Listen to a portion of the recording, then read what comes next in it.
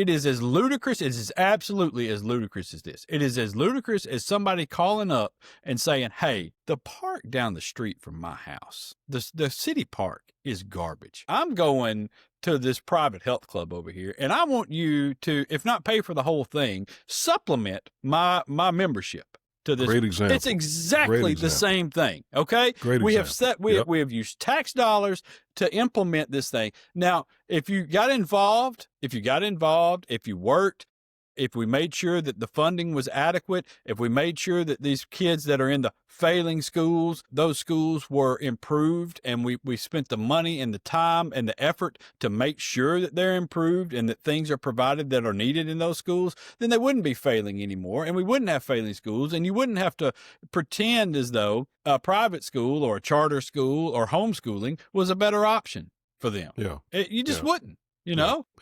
I also like something else that you talked about. You talked about the people who want to flip it and say, well, if I'm a Christian and I have to pay for a private school, then I should, my tax dollars ought to be reduced by a commiserate amount or something like that.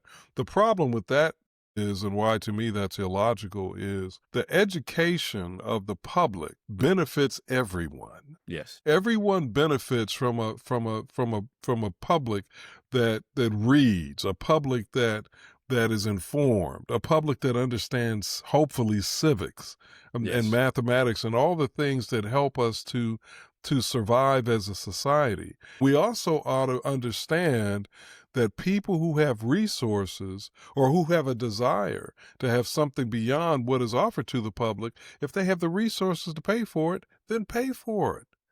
But we shouldn't have to pay for it if you want more than what is being offered to the public.